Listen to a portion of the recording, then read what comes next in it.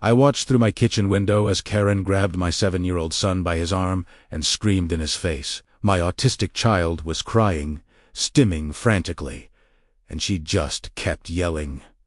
That was the moment I knew I had to destroy her. And 3 months later, when FBI agents walked her out of her house in handcuffs, I realized I had done exactly that. But let me take you back to where this nightmare began. The day everything changed. My name is Sarah Mitchell, and I moved to Willow Creek Subdivision in April 2023 with my husband, Mark, and our 7-year-old son, Danny. Danny is autistic with ADHD, and he's the most amazing kid you'll ever meet. He's obsessed with trains, knows every single Thomas the Tank Engine character by heart, and has this incredible laugh that makes everyone around him smile. But Danny also has sensory issues. Loud noises upset him. Unexpected changes in routine can trigger meltdowns, and sometimes, when he's overwhelmed, he stims by flapping his hands or making repetitive sounds. It's how he self-regulates. It's perfectly normal for autistic kids. We chose Willow Creek specifically because it seemed like a quiet, family-friendly community. The HOA president, Barbara Chun, even gave us a personal tour before we moved in. She had short blonde hair, stylish red glasses, and wore a professional red blazer that made her look both approachable and competent. "We're very inclusive here," Barbara told us warmly as she showed us around the neighborhood park. "We have several families with special needs children. There's a wonderful support group that meets every month. You'll love it here."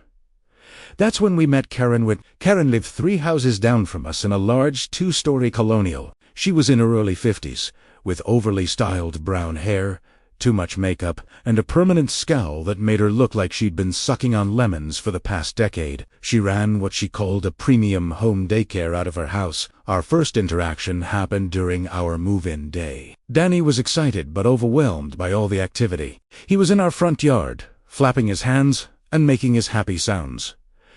These sort of high-pitched hums that he does when he's stimming. Karen marched across the street, her face twisted in disgust. "Excuse me," she said sharply, not even bothering to introduce herself. "Is that child going to be making that noise all the time?" I blinked, taken aback by her rudeness. "I'm sorry, what? That noise? That weird squealing? I run a daycare, and I can't have that kind of disturbance affecting my business."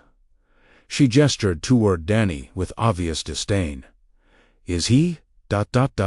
special needs or something?" My protective mama bear instincts kicked in immediately. "My son is autistic, and he's not making any disturbance. He's just happy, and we're 3 houses away from you." Karen's eyes narrowed. "Well, I'm letting you know right now, this is a quiet neighborhood. I expect you to keep that under control." She turned on her heel and stomped back to her house. Mark, who had witnessed the whole exchange, came over and put his arm around me. "Did that really just happen?" "Unfortunately, yes," I said, pulling Danny close. "But we're not going to let one angry neighbor ruin this for us." I wish I'd known then that Karen wasn't just one angry neighbor. She was about to become our worst nightmare. The harassment begins. The first week in our new home was relatively quiet. We enrolled Danny in a fantastic special needs program at the local elementary school, and he was adjusting beautifully. He loved playing in our backyard, especially in his sensory swing that we'd installed specifically for him. That's when the complaints started. It was a Tuesday morning in late April when I got the first call from Barbara. "Sarah, hi. I'm so sorry to bother you, but I've received a noise complaint about your property." I frowned, confused. "A noise complaint? We barely make any noise. Danny's at school most of the day, and we're very quiet in the evenings." Barbara sighed. "I know, and honestly, I think it's overblown. But the complaint states that there's constant screaming and disruptive noises coming from your backyard during daylight hours." "Let me guess," I said flatly. "Karen Whitmore filed this complaint." There was a pause. "The HOA keeps complaints anonymous." But yes, it was Karen. "Look, between you and me, she's filed complaints against 3 other families in the past 2 years. She seems to have issues with anyone who doesn't fit her idea of perfect. So what do I need to do?" I asked. "Honestly, nothing. This complaint has no merit. But I do have to document it per HOA rules. Just said ... Be aware that she's watching you. Barbara was right. Karen was watching us. And not just watching, she was documenting everything. Over the next 2 weeks, I started noticing her. She'd be standing in her driveway with her phone out, pointing it toward our house. She'd linger by her mailbox whenever Danny was playing outside. Once, I caught her taking photos of our yard while we were at dinner. The complaints kept coming. Danny's swing set was too noisy. Our lawn ornaments violated some obscure HOA aesthetic guideline. Our car was parked 2 inches over the edge of our driveway. Every single complaint came from Karen, and Barbara had to dutifully document each one, even though none of them had any real basis. "I'm documenting all of this," Barbara told me during her 3rd call in as many weeks. "If this escalates, I want a clear record that these complaints are frivolous and targeted." But it got worse. Much worse. When Karen crossed the line, it was a Saturday in early May. Danny was playing with his train set in our driveway. He was having such a good day, stimming happily, organizing his trains by color and size, completely content in his own world. I was inside, making lunch, and watching him through the kitchen window. That's when Karen appeared. She didn't walk over. She stormed over, her face red with anger. And before I could even react, she was standing over my son, screaming at him. "I am sick of your noise," she shrieked. "Every single day, you're out here making those horrible sounds. This is a respectable neighborhood." Danny looked up at her, confused and frightened. He started stimming more frantically, his hands flapping rapidly the way they do when he's scared. And then Karen did something unforgivable. She reached down and grabbed Danny by his arm, yanking him to his feet. "Stop that!" she screamed directly in his face. "Stop that weird flapping! You're not a baby! Act normal!" Danny started crying. Not just crying, sobbing, hyperventilating, going into a full meltdown. And I was out that door in seconds. "Get your hands off my son!" I screamed, running across the lawn. Karen jumped back, startled. I was just trying to teach him some manners. I scooped Danny into my arms. He was shaking, still crying, completely overwhelmed. "You put your hands on my child," I said, my voice dangerously calm. "That's assault." "Oh, please," Karen scoffed. "I barely touched him. Maybe if you actually parented him instead of letting him run wild like some kind of animal, get off my property," I interrupted, my voice shaking with rage. "Now, before I call the police." "You do that?" Karen sneered. "And I'll tell them all about how your disturbed child has been terrorizing this neighborhood since you moved in." She walked away, and I carried Danny inside. He was still crying, still stimming, completely traumatized. It took 2 hours to calm him down. Mark came home from his errands to find me sitting on the couch with Danny finally asleep in my lap, his face blotchy from crying. When I told him what happened, I'd never seen him so angry. "That's it," he said. "I'm calling the police. That woman assaulted our son." We did file a police report. Officer Rodriguez was sympathetic and professional. She took our statement, took photos of the red marks on Danny's arm where Karen had grabbed him, and went to interview Karen. But Karen claimed Danny had attacked her first, that she was just defending herself from an aggressive child. It was her word against ours. And because there were no other witnesses, the police said they couldn't press charges without more evidence. I was devastated, but Barbara called me that evening with some unexpected news. "Sarah, I heard what happened," Barbara said. "I am so sorry. That should never have happened to Danny." "Thank you," I said, my voice still thick with emotion. "But I don't know what else we can do. The police said they can't help." "Maybe they can't," Barbara said. "But the HOA can. I'm calling an emergency board meeting for Monday evening. Karen's behavior has been escalating for years, and what she did to Danny crosses every line. We're going to discuss sanctions, possibly even legal action to remove her from the community." Really, I felt a small spark of hope. Really. "And, Sarah, start documenting everything. Every interaction, every complaint, every time she so much as looks at your family the wrong way. If this goes to court, and I think it will. We're going to need evidence.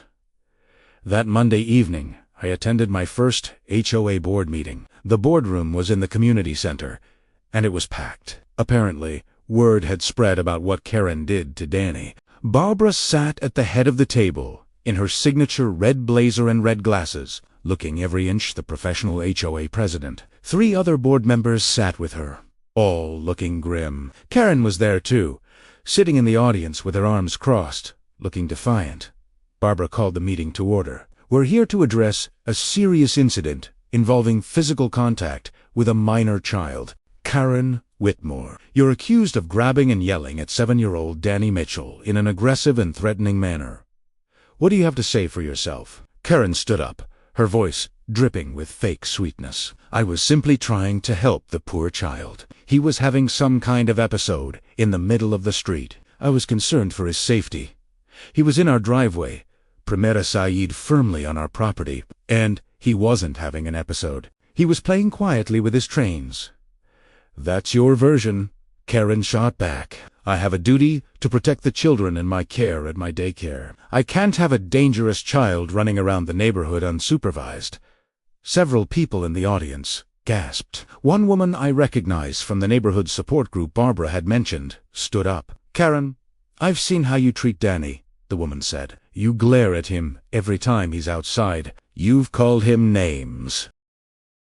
And now you've physically assaulted him. This isn't about protecting children. This is about your prejudice against disabled kids.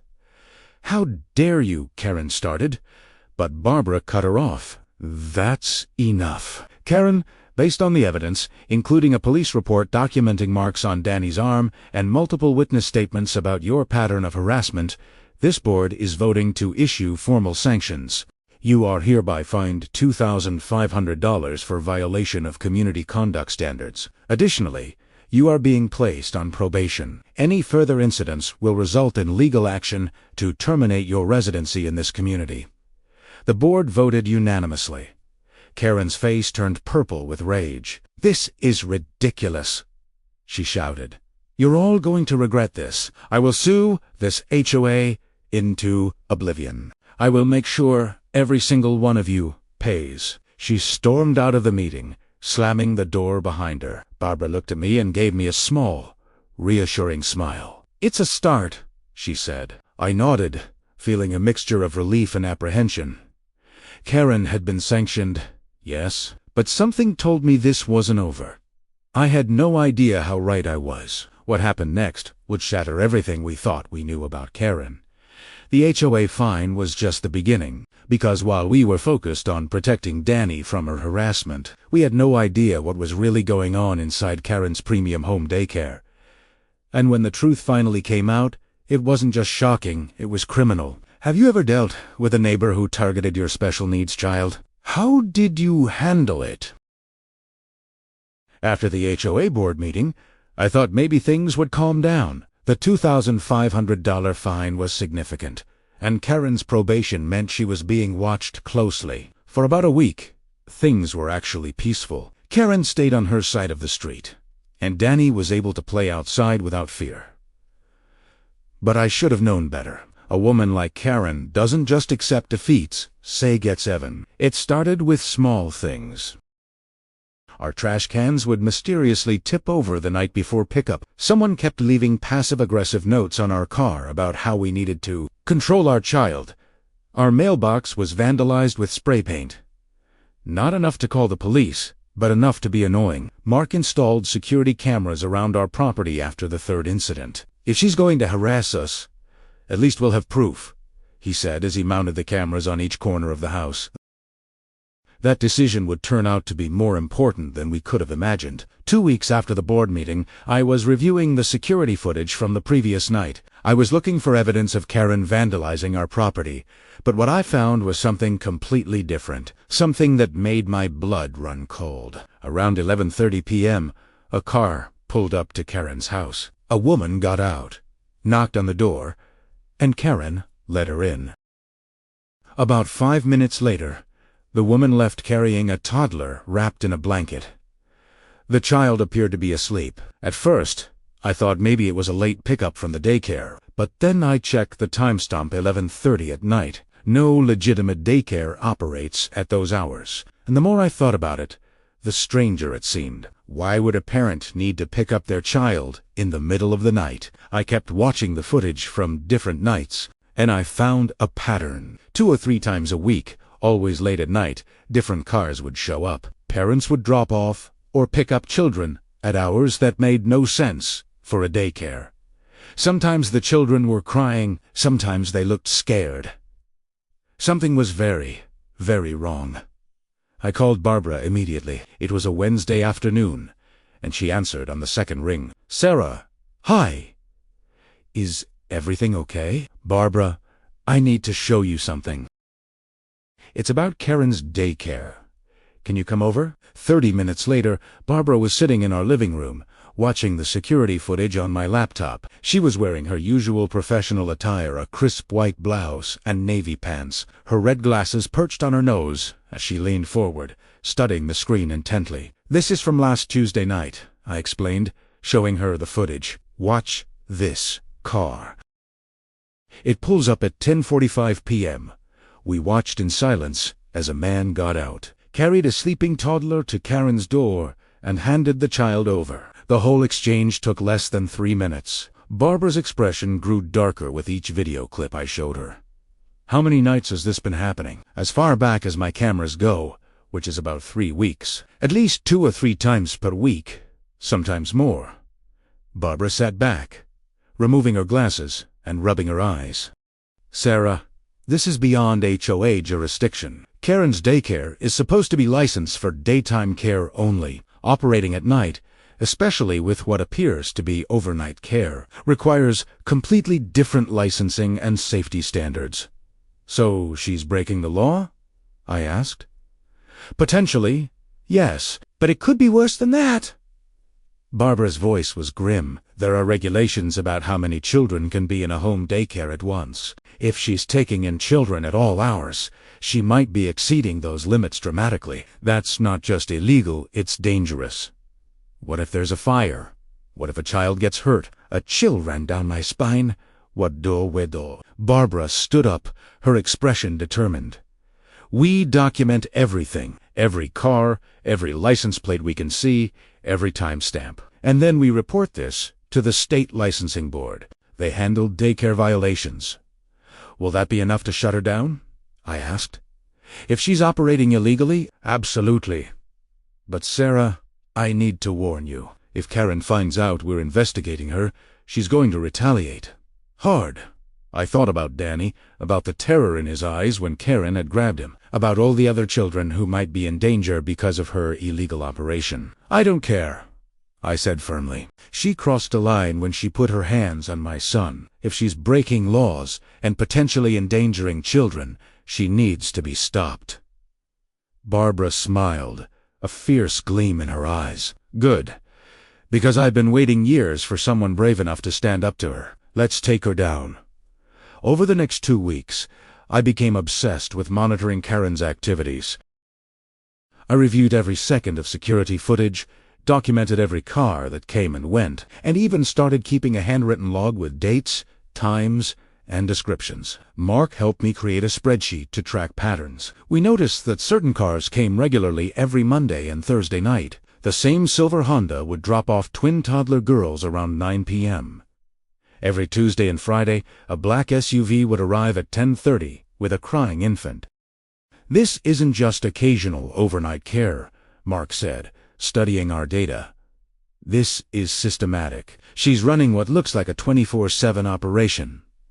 Barbara came over twice more to review our findings. The second time, she brought her laptop and pulled up Karen's daycare license from the state data. According to this, Karen is licensed for standard daytime care only. Maximum of 6 children at a time, ages 2 through 5. Hours of operation, 7 a.m. to 6 p.m. Monday through Friday. Barbara turned the laptop screen toward me. "But based on your footage, she's regularly exceeding that. I counted at least 9 different children coming and going in just 1 week, and many of them outside of licensed hours." "Is that enough to report her?" I asked. "It's a start," But I want to be thorough. Let's give it one more week of documentation. Then we'll compile everything and submit it to the state licensing board. That one more week turned out to be crucial because on Friday night, June 2nd, my cameras captured something that changed everything. It was around midnight when I heard shouting from outside. I got up and looked out the window. Karen's house was lit up, and there were 2 cars in her driveway with their headlights on. I could hear raised voices. I immediately pulled up the security camera feed on my phone. What I saw made my stomach drop. Karen was standing in her driveway, arguing with a man and woman who appeared to be parents. The woman was crying hysterically, and the man was yelling at Karen, gesturing wildly. I couldn't hear exactly what they were saying, but I could read the man's lips at one point. Where is she? Where is our daughter? My blood ran cold. A missing child? The argument continued for several minutes, then Karen pointed back into her house, and the parents rushed inside. They emerged 5 minutes later, carrying a toddler who looked disoriented and scared. The mother was sobbing as she clutched the child, and the father was still yelling at Karen. If anything had happened to her, the father shouted, loud enough that I could hear him through my closed window. I will destroy you. Do you understand me? I will destroy you. They got in their car and drove away. Karen stood in her driveway for a long moment, then went back inside and turned off all the lights. I was shaking as I called Barbara, even though it was past midnight. She answered on the first ring. I saw it, she said immediately. I couldn't sleep, so I was reviewing the HOA security cameras from the street. Sarah, that child went missing for over an hour. Karen had too many kids and lost track of one of them. Oh my God, I whispered. What if something had happened to that little girl? Exactly. This isn't just about licensing violations anymore. This is about child safety. I'm filing the report with the state licensing board first thing Monday morning. And Sarah, I think we need to contact law enforcement too. Do you think they'll investigate? I asked. With this evidence? They'd be idiots not to. You've documented what could be a major child welfare violation. But we need to be smart about this. Let's compile everything we have, present it professionally, and let the authorities handle it. I agreed, but I barely slept that night. All I could think about was that terrified little girl and how many other children might be in danger at Karen's illegal daycare. That Saturday morning, I was in the kitchen making breakfast when there was a pounding on our front door. Not a knock. A pound. Mark answered it, and I heard Karen's voice, shrill and furious. I know what you're doing. I know you're spying on me. I rushed to the door. Karen was standing on our porch, her face red with rage, pointing at our security cameras. Those cameras, she spat. They're pointed at my house. That's invasion of privacy. That's illegal. Mark crossed his arms calmly. Our cameras are on our property, pointing at our property and the street, which is public. There's nothing illegal about that. What is illegal is running an unlicensed overnight daycare. Karen's eyes went wide, then narrowed dangerously. You don't know what you're talking about. My daycare is fully licensed. For daytime care, yes, I said, stepping up beside Mark. But not for overnight care. Not for the number of children you're taking in. And definitely not for losing track of children in the middle of the night. Karen's face went pale, then flushed dark red. You have no proof of anything. And if you spread lies about my business, I will sue you for defamation so fast your head will spin. It's not defamation if it's true, Mark said, and we have weeks of video evidence. Karen took a step closer, her voice dropping to a threatening hiss. You people moved into my neighborhood and caused nothing but problems. Your freak son, your constant complaining, and now this. I will make your lives a living hell. Do you understand me? I will make you regret ever moving here. Something inside me snapped. All the fear, all the anger from weeks of harassment came bubbling up. No, Karen, I said, my voice deadly calm. You are going to regret what you did to my son. You are going to regret running an illegal business that puts children in danger. And you are going to regret threatening us just now. Because guess what? That's on camera too! I pointed to the camera above our door, which had a clear view of the porch and had been recording the entire conversation. So, go ahead. Threaten us some more. I'm sure the authorities will find it very interesting. Karen looked up at the camera, her mouth opening and closing like a fish. Then she turned and stormed off our property, screaming over her shoulder. You haven't heard the last of this. Mark closed the door and turned to me. His eyes wide. Did that really just happen? Oh, it happened, I said, pulling out my phone, and I'm calling Barbara right now. We're filing that report today. I'm done waiting.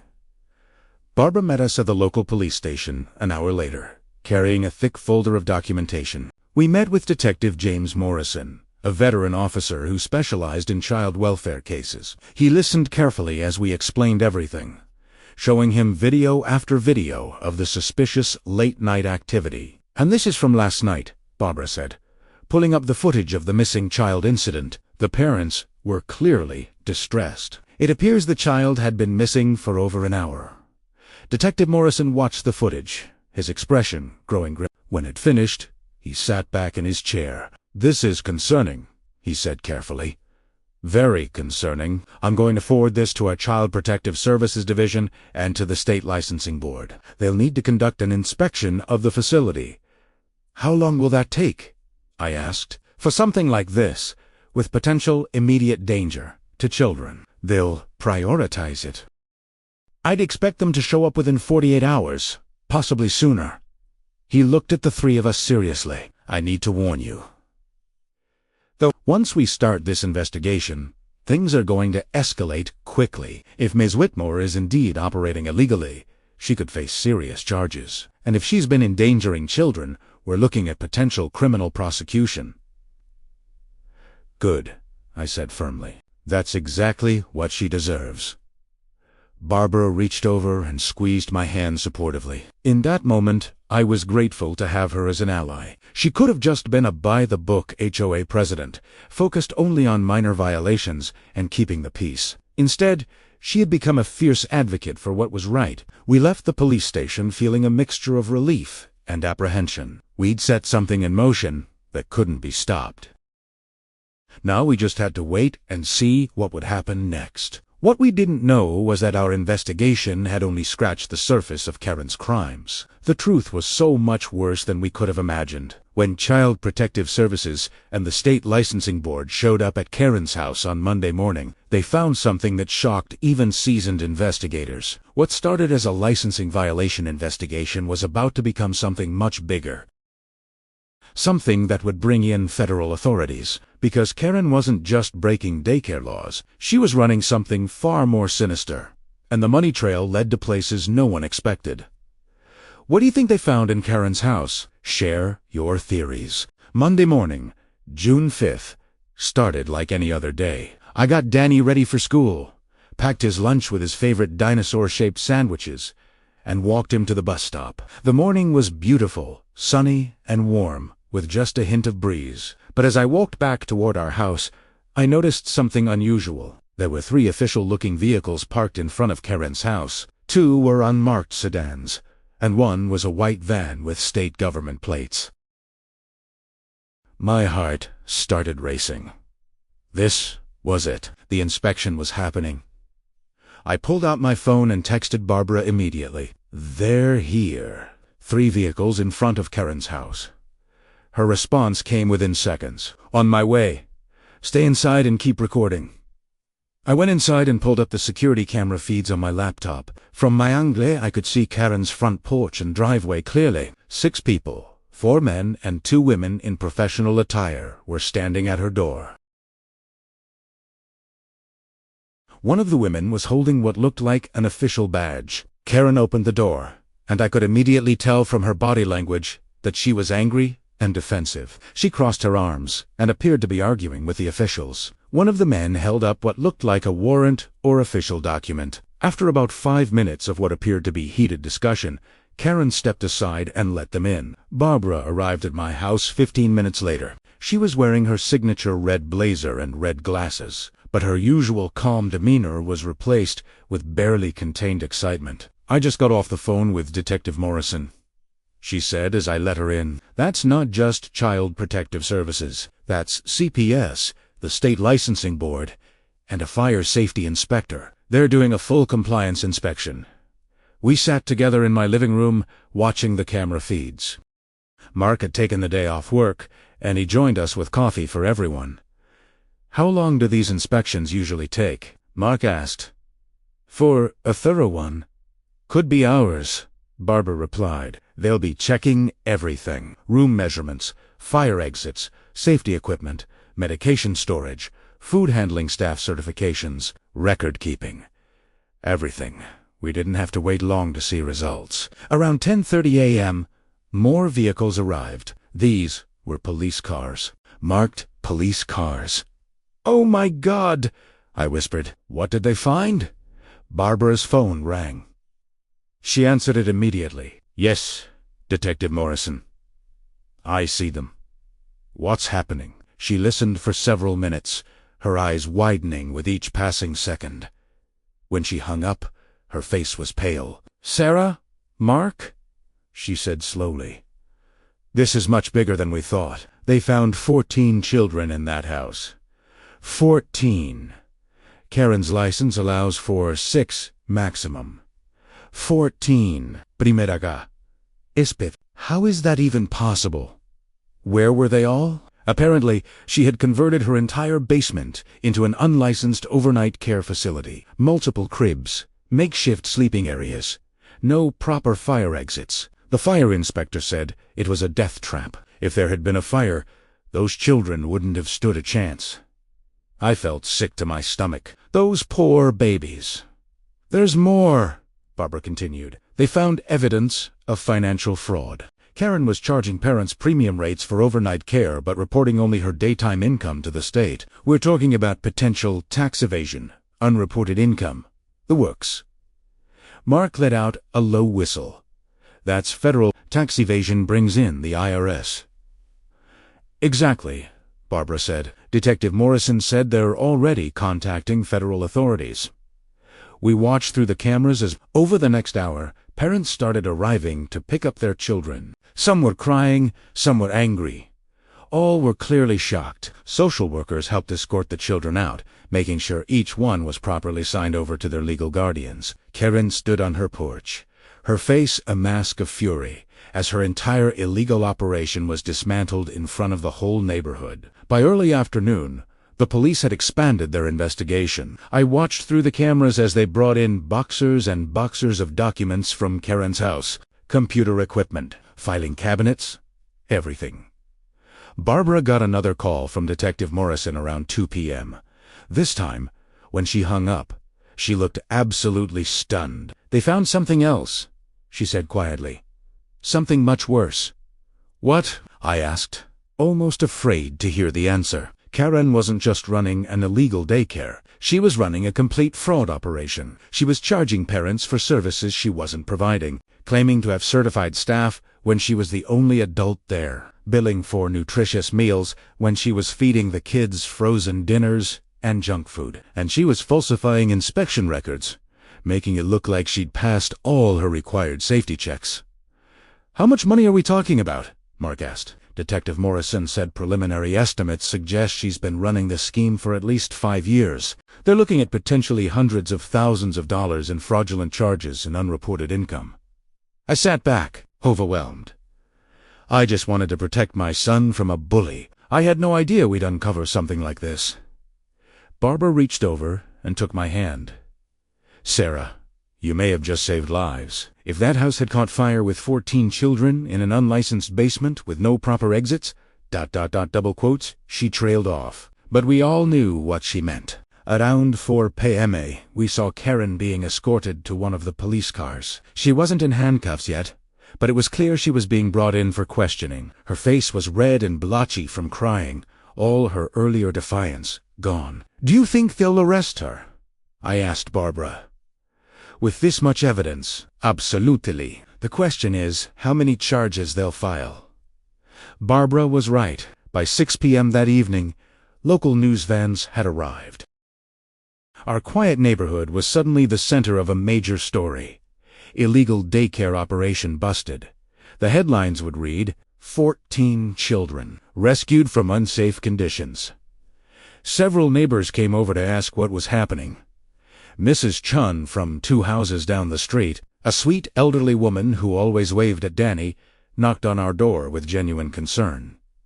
Is it true? Say, ask it. They're saying Karen was running some kind of illegal operation. Barbara, who was still at our house, answered diplomatically.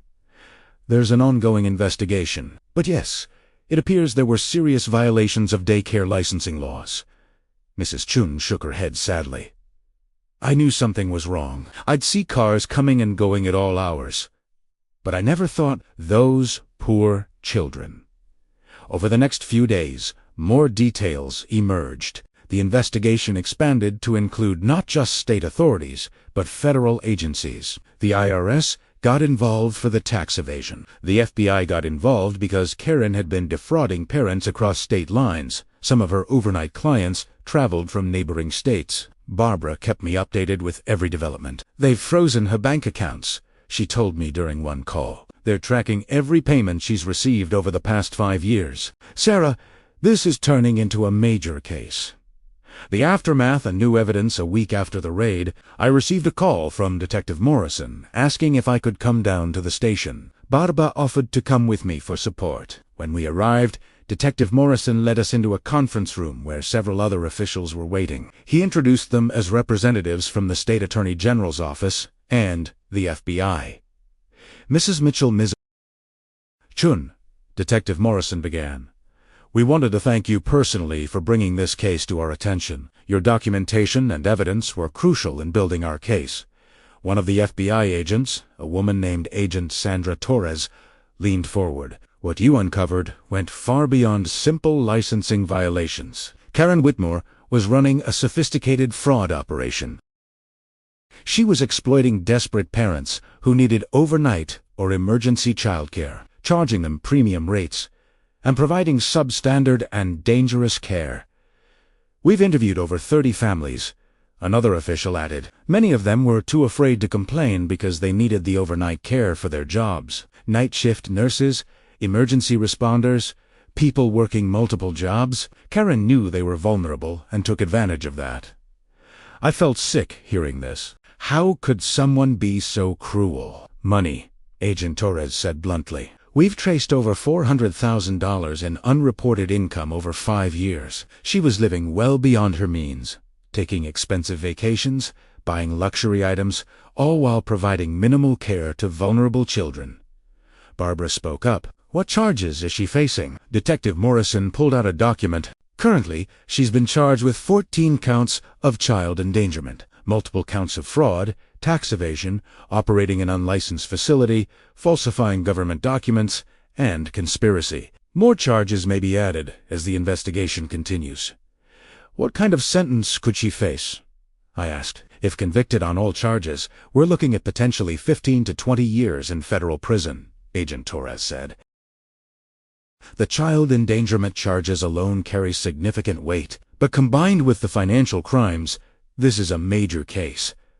I sat back, trying to process all of this. What had started as me trying to protect my son from a bully had turned into a massive criminal investigation. There's something else, Detective Morrison said. We'd like you both to testify if this goes to trial. Your testimony about the harassment, the assault on Danny, and the investigation you conducted will be crucial in establishing a pattern of behavior and showing her disregard for child safety. I looked at Barbara, who nodded encouragingly. We'll testify, I said firmly, whatever it takes to make sure she never endangers another child. Agent Torres smiled. Thank you. You've done a tremendous service to this community. As we left the police station, Barbara put her arm around my shoulders. You should be proud, Sarah. You stood up to a bully and uncovered something much bigger. That takes courage. I just wanted to protect Danny, I said quietly. And in doing so, you protected dozens of other children too, Barbara replied. That matters. The news of Karen's arrest spread quickly through Willow Creek.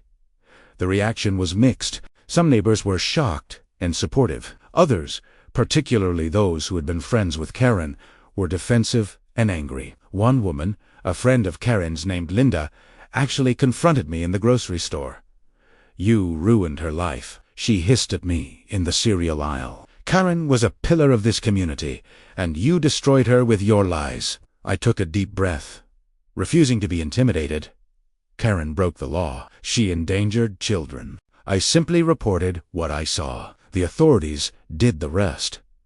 She was just trying to help families, Linda argued, by cramming 14 children into an unlicensed basement with no fire exits, by committing tax fraud, by assaulting my autistic son. I shook my head. That's not helping families. That's exploitation and endangerment. Linda huffed and walked away, but I noticed several other shoppers had stopped to listen. One woman approached me after Linda left. "Thank you," she said quietly. "My daughter was one of the children in Karen's overnight program. We had no idea about the conditions. We're just grateful you exposed this before something terrible happened." That conversation made everything worth it. Barbara called an emergency HOA meeting to address the situation and the concerns of residents. She handled it beautifully, standing at the front of the packed community center in her red blazer and red glasses, looking every inch the confident leader. "I know many of you have questions about what happened with Karen Whitmore," Barbara began. "I want to be clear. The HOA did not pursue this investigation lightly. We had documented evidence of harassment, assault, and ultimately, serious violations of child safety laws. This was about protecting our community, especially our most vulnerable members." She gestured toward me. "Sarah Mitchell did what any good parent would do. She protected her child and, in doing so, protected many other children. She deserves our support, not our judgment."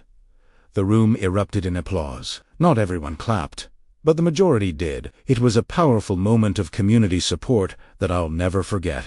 After the meeting, dozens of neighbors came up to thank me and Barbara. Many shared their own stories of feeling intimidated by Karen but being too afraid to speak up. It became clear that Karen had been a neighborhood bully for years, and her removal was a relief to many people. But the legal battle was far from over. Karen had hired an expensive defense attorney and was fighting the charges. Her lawyer claimed she was being persecuted for running a legitimate business. The trial was scheduled for September, 3 months away, and that's when Karen made her biggest mistake. She tried to intimidate witnesses. She tried to make us back down, and in doing so, she sealed her fate. Karen's attempts to intimidate witnesses would backfire spectacularly. What she didn't know was that we were still recording everything. Every threatening phone call, every hostile encounter, every attempt to make us drop the case was being documented. And when her trial finally came, those recordings would become the prosecution's most damaging evidence. The woman who had terrorized my autistic son was about to learn that justice, when it finally comes hard. Do you think Karen will get what she deserves? What sentence do you think she should receive? The first threatening phone call came 3 weeks after Karen's arrest. It was a Tuesday evening in late June, around 8 p.m.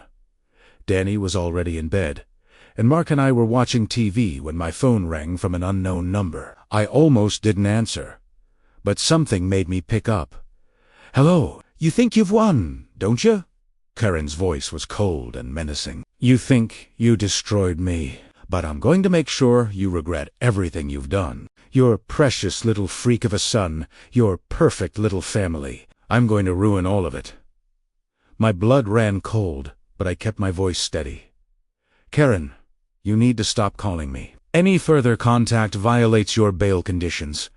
Prove it was me," she hissed. "Go ahead and try. My lawyer will destroy you on the stand. By the time I'm done, everyone will know what a vindictive liar you are." She hung up. I immediately called Detective Morrison and reported the call. But what Karen didn't know was that I'd started recording all my calls after the investigation began. I had every word on tape. The calls continued. Sometimes it was direct threats. Sometimes it was just heavy breathing or silence, meant to intimidate. Each time, I recorded it. Each time, I reported it to the police. But Karen didn't stop with just phone calls. She tried to intimidate other witnesses too. Mrs. Chun, the elderly neighbor who had witnessed some of Karen's behavior, found threatening notes in her mailbox. Another neighbor who had agreed to testify found their car tires slashed. Barbara was targeted as well. Someone sent a letter to the HOA board demanding her resignation, claiming she had conducted a personal vendetta against Karen. The letter was unsigned, but written in a distinctive handwriting. That handwriting, experts would later match to Karen's. Barbara called me after receiving the letter. Her voice was steely with determination. "She's trying to scare us into backing down. It's not going to work. In fact, she's just making things worse for herself." Barbara was right. Each act of intimidation was documented, reported, and added to the prosecution's case. Karen was digging herself into a deeper and deeper hole. In mid-July, Karen made her most brazen move yet. She showed up at Danny's summer camp. I got a frantic call from the camp director. "Mrs. Mitchell, there's a woman here claiming to be Danny's aunt. She's demanding to see him, but she's not on your approved pickup list. We've denied her access, but she's refusing to leave." My heart stopped. "What does she look like?" "Brown hair, 50s, wearing sunglasses. She seems very agitated." "That's Karen Whitmore. She's under court order to stay away from my family. Call the police immediately." "I'm on my way." I drove to the camp faster than I probably should have, my hands shaken on the steering wheel. By the time I arrived, 2 police cars were already there. Officers had Karen in handcuffs, and she was screaming obscenities. "I just wanted to see the boy," she shrieked as they put her in the patrol car. "I wanted to apologize." "You can't arrest me for that." But they could. And they evade, violating a restraining order, attempting to access a minor without parental permission, and violating bail conditions. Karen spent the night in jail, and her bail was revoked. She would remain in custody until her trial. Agent Torres called me that evening. "Mrs. Mitchell, I know this has been frightening, but honestly, Karen just handed us a gift. Her pattern of intimidation and this latest violation show a complete disregard for the law and for boundaries. It's going to play very badly for her at trial." "Good," I said firmly. "She deserves everything that's coming to her." August was consumed with trial preparation. The assistant district attorney handling the case, a sharp woman named Jennifer Walsh, met with me, Mark, and Barbara multiple times to go over our testimony. "The defense is going to try to paint you as vindictive neighbors who had it out for Karen," Jennifer explained during one of our meetings. "They'll say you exaggerated the incident with Danny, that you invaded her privacy with your cameras, that you conducted a witch hunt against a successful businesswoman." "But we have evidence," Barbara pointed out. "Videos, documentation, witness statements, the children who were rescued from that house." "Exactly," Jennifer said with a smile. "And that's why we're going to win. But you need to be prepared for them to attack your character. They're going to bring up every little thing they can find. Sarah, they might even try to use Danny's autism against you, suggesting you're an overprotective mother who overreacted." I felt anger rising. "My son was assaulted. There's a police report with photos of bruises." "How is that overreacting?" "It's not," Jennifer assured me. "But defense attorneys will try anything. I need you to stay calm, stick to the facts, and don't let them provoke you into an emotional response." "Can you do that?" I took a deep breath and nodded. "For Danny and for all those other children." "Yes, I can do that." The trial was scheduled to begin on September 12th. The weekend before, Barbara came over for dinner. She brought a bottle of wine and her usual calm presence. Despite the stress of everything, she'd remained a constant source of support, and I was grateful for her friendship. "Nervous?" she asked as we sat on my back porch, watching Danny play on his swing. "Terrified," I admitted. "What if they don't believe us? What if Karen gets off?" Barbara reached over and squeezed my hand. "Sarah, we have the truth on our side. We have evidence. We have multiple victims and witnesses. Karen committed serious crimes, and the jury is going to see that. You need to trust in the process." "You're going to testify too," I said. As HOA president, you documented everything from the beginning.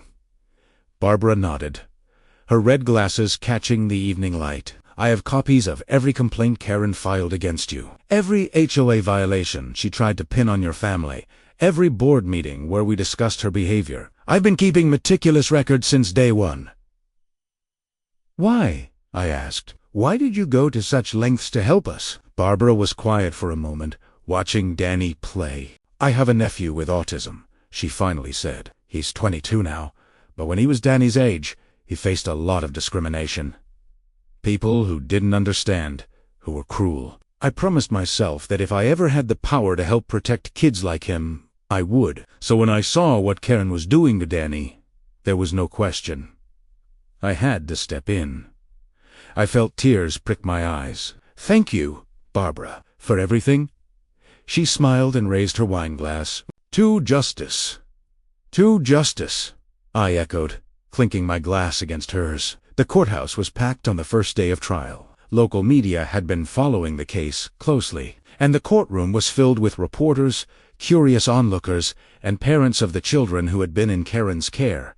Karen sat at the defense table in a conservative navy suit, her hair styled professionally, looking nothing like the angry woman who had grabbed my son or screamed threats over the phone. Her attorney, a slick-looking man named Richard Blackwood, sat beside her with an air of confidence. Judge Margaret Anderson, a stern-looking woman in her 60s, called the court to order. We're here for the case of the state versus Karen Whit. Is the prosecution ready? Jennifer Walsh stood. Yes, Your Honor. Is the defense ready? Richard Blackwood rose smoothly. Ready, Your Honor. The prosecution's opening statement was powerful. Jennifer laid out the case methodically. Karen's illegal operation. The 14 children found in unsafe conditions, the $400,000 in unreported income, the pattern of intimidation and harassment. What you will hear over the course of this trial, Jennifer told the jury, is not the story of a dedicated child care provider who made a few mistakes. This is the story of a woman who systematically exploited vulnerable families, endangered children for profit, and when caught, attempted to intimidate witnesses and obstruct justice. The evidence will show that Karen Whitmore is guilty of every charge against her. The defense's opening was predictable. Blackwood painted Karen as a hard-working small business owner who is being persecuted by nosy neighbors and overzealous prosecutors. My client dedicated her life to helping families, he said earnestly. Yes, perhaps she bent some regulations to accommodate parents who desperately needed care. But criminal? Dangerous? Absolutely not. What you have here is a witch hunt, pure and simple, started by vindictive neighbors who wanted to drive a successful woman out of their neighborhood. Clenched my fists in the gallery, but I kept my expression neutral. Jennifer had warned me about this. The prosecution called their first witnesses, the fire inspector and the CPS investigators who had conducted the initial raid. Their testimony was damning. The fire inspector described the basement as a death trap, waiting to happen with blocked exits, inadequate smoke detectors, and no sprinkler system despite housing children overnight. The CPS investigator described finding 14 children in various states of distress, some crying, some clearly scared, all in the care of just one adult, with no backup or emergency support. What is the legal maximum for a home daycare of this type? Jennifer asked. 6 children maximum, with at least 2 adults present, if any are underage. The investigator replied, Ms. Whitmore was more than doubling that limit with no additional staff. On cross-examination, Blackwood tried to suggest that the children had all been happy and well cared for, but the CPS investigator shut that down quickly. Several children were visibly distressed, she said firmly. One toddler had a diaper rash so severe it required medical treatment. Another child was severely dehydrated. These were not signs of quality care. Barbara's testimony on the third day of trial. Barbara was called to testify. She walked to the stand with quiet confidence, wearing her signature red blazer and red glasses. After being sworn in, Jennifer began the questioning. Ms. Chun, can you explain your role in this case? I'm the president of the Willow Creek Homeowners Association, Barbara said clearly. In that capacity, I documented a pattern of harassment by Ms. Whitmore against the Mitchell family, particularly targeting their 7-year-old autistic son. Danny, can you describe that pattern? Barbara pulled out a thick folder. Over a period of 6 weeks, Ms. Whitmore filed 17 separate complaints against the Mitchell family. Noise complaints about a child playing in his own yard, aesthetic violations for lawn ornaments, parking infractions that didn't actually violate any rules. Every single complaint was baseless, but I was required to document them per HOA procedure. Why do you believe these complaints were filed? Because Ms. Whitmore made it clear from day one that she had a problem with Danny's autism. She called him disturbed, a freak, and other derogatory terms. She couldn't stand seeing a disabled child in what she considered her perfect neighborhood. Objection? Blackwood jumped up. Speculation and prejudicial. I'll allow it, Judd Anderson said. Ms. Chun is testifying to what she observed and heard directly. Continue. Barbara continued, describing the board meeting where Karen was sanctioned, the assault on Danny, and eventually the discovery of the illegal daycare operation. When Senora Mitchell brought the security footage to my attention, I immediately recognized we were dealing with something beyond HOA jurisdiction. This wasn't about neighborhood disputes anymore. This was about child safety. On cross-examination, Blackwood tried to suggest Barbara had a personal vendetta against Karen. Isn't it true, Ms. Chun, that you fined my clients $2,500 shortly before all these accusations started? That fine was imposed by a unanimous vote of the HOA board. After your client physically assaulted a minor child, Barbara replied calmly. It was hardly the start of accusations. It was a response to documented violence. You seem very protective of the Mitchell family. Are you friends with them? I am now, Barbara said. But I wasn't when this started. I was simply doing my job as HOA president, protecting all residents, especially vulnerable children, from harassment and harm. Blackwood tried several more times to shake Barbara's testimony, but she remained When she stepped down from the stand, she caught my eye and gave me a small, reassuring smile. I was called to testify on the 4th day. My hands were shaking as I walked to the stand, but I took a deep breath and reminded myself why I was there. For Danny. For all the children Karen had endangered. Jennifer started with basic questions, establishing who I was and why we moved to Willow Creek. Then she moved to the incident with Danny. Mrs. Mitchell, can you describe what you saw on May 7th of this year? I took a breath and launched into the story, watching through my window as Karen grabbed Danny, screaming in his face, making him cry. My voice shook as I described running outside to protect my son. What was Danny's condition after this incident? He was traumatized, I said, tears forming in my eyes despite my best efforts. He had red marks on his arm where she grabbed him. He was crying so hard he could barely breathe. It took 2 hours to calm him down, and he had nightmares for weeks afterward. Jennifer had me walk through the subsequent harassment, the installation of security cameras, and the discovery of the late-night activity at Karen's house. Why did you continue to monitor Ms. Whitmore's property? Because I was concerned, Primeda Saeed firmly. If she could be so cruel to one child, my child, what was she capable of with the children in her care? When I saw those late-night drop-offs, children being brought in at all hours, I knew something was very wrong. Then came Blackwood's cross-examination. Just as Jennifer had warned, he went for the throat. Senora Mitchell, isn't it true that your son has behavioral issues? My son has autism, I said evenly. That's not a behavioral issue. It's a neurological difference. But he does have meltdowns, doesn't he? Tantrums. Meltdowns are not tantrums, I corrected. They're neurological responses to overwhelming sensory input. And Danny was not having a meltdown when your client assaulted him. He was playing quietly with his trains. But you've had issues with other neighbors before, haven't you? Other people who've complained about noise? No, I said firmly. The only complaints ever filed against us came from your client. Every single one. And the HOA board determined they were all baseless. Blackwood tried to paint me as an overprotective, paranoid mother who had invaded Karen's privacy out of spite. But I stuck to the facts. The videos spoke for themselves. The children found in that house spoke for themselves. "Mrs. Mitchell," Blackwood said with false sympathy, "isn't it possible you simply misunderstood what you saw? That you let your anger at my client cloud your judgment?" "No," I said, looking him straight in the eye. 14 children in an unlicensed basement with no fire exits isn't a misunderstanding. $400,000 in unreported income isn't a misunderstanding. And a grown woman physically assaulting a 7-year-old autistic child definitely isn't a misunderstanding." Several jurors nodded. I saw one woman in the front row dab at her eyes. The trial lasted 2 weeks. The prosecution called witness after witness.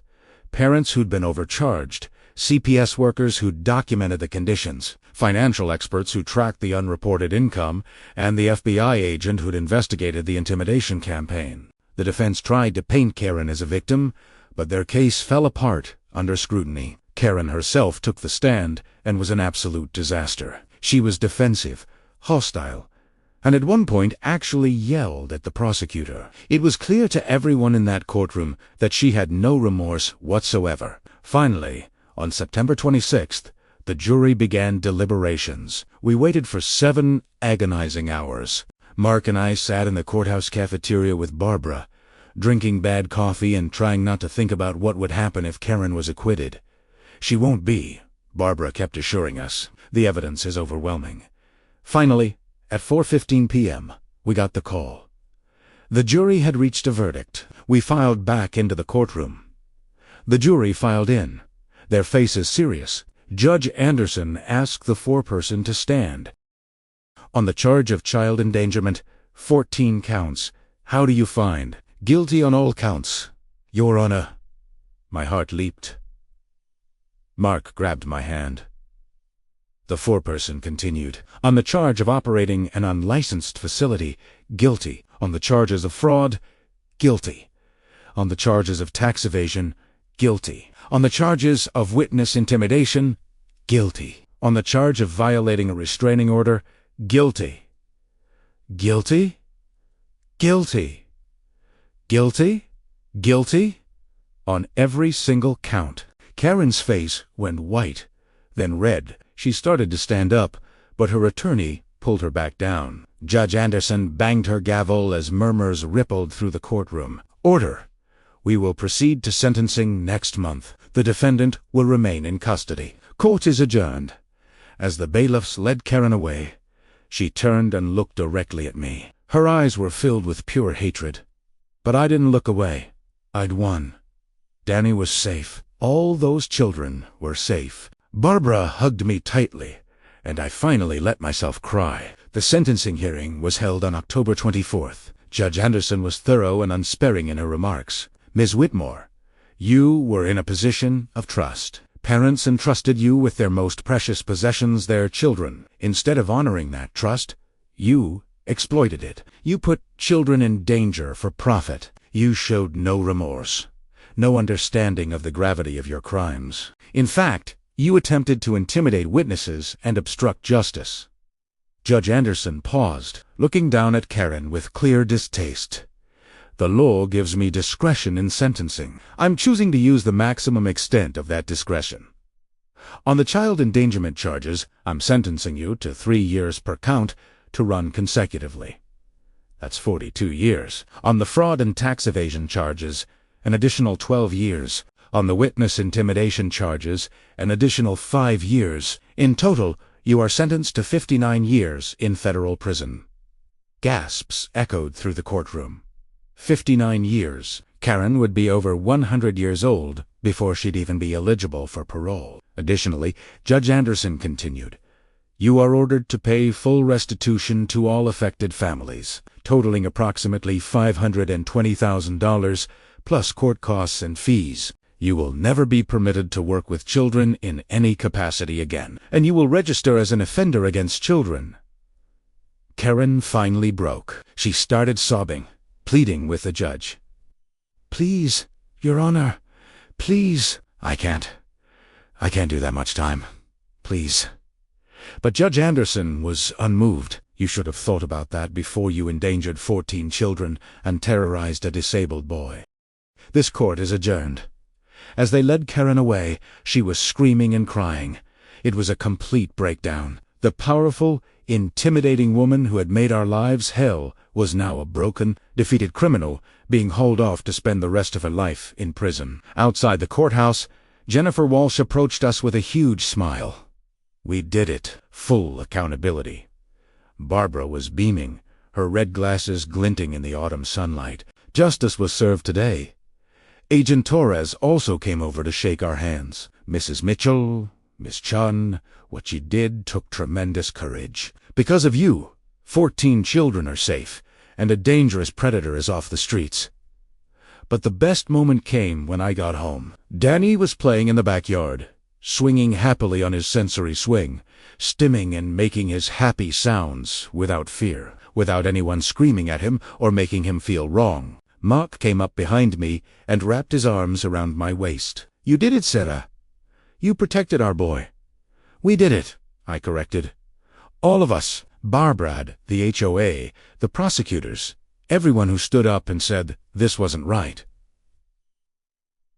6 months later, it's been 6 months since Karen's sentencing, and life in Willow Creek has returned to normal. Actually, it's better than normal. The HOA, under Barbara's continued leadership, has implemented new policies to protect vulnerable residents and prevent discrimination. We've started a neighborhood support group for families with special needs children that meets monthly and has grown to over 20 families. Danny is thriving. He's made friends in the neighborhood, and other kids now come over to play with him in his trains. He still stims. He still has sensory needs, but now he does it without fear, without anyone making him feel like he's wrong or broken. Barbara has become one of our closest friends. She's over for dinner at least once a week, and Danny calls her Auntie Barbara. She brings him new train sets and sits with him for hours, listening patiently as he explains the difference between every single model. Karen's house was eventually sold. A lovely family with twin daughters moved in, and they've become good friends too. The neighborhood feels like a real community now, supportive and inclusive. Sometimes I still think about that day in May when Karen grabbed Danny's arm. How terrified I was, how helpless I felt. But then I remember what happened next, how we didn't back down, how we stood up for what was right, how justice, eventually, was served. Karen thought she could bully us into silence. She thought she could terrorize a disabled child and get away with it. She thought her money and her business and her threats would protect her from consequences. She was wrong, and now she has 59 years in federal prison to think about that mistake. As for me, I'm just a mom who protected her son, but in doing so, I learned something important. Bullies only win when good people stay silent. When we speak up, when we document, when we refuse to back down, justice can prevail. Danny is outside right now, playing in the yard, laughing and stimming and being his beautiful, authentic self. And I'm watching through the window with a smile on my face and peace in my heart. Because my son is safe, and that's all that ever mattered. Karen got 59 years in prison. Do you think justice was served? Have you ever stood up to a bully and won? Share your victory stories in the comments below. If you enjoyed this story of justice and revenge, please like, subscribe, and hit that notification bell for more HOA drama stories.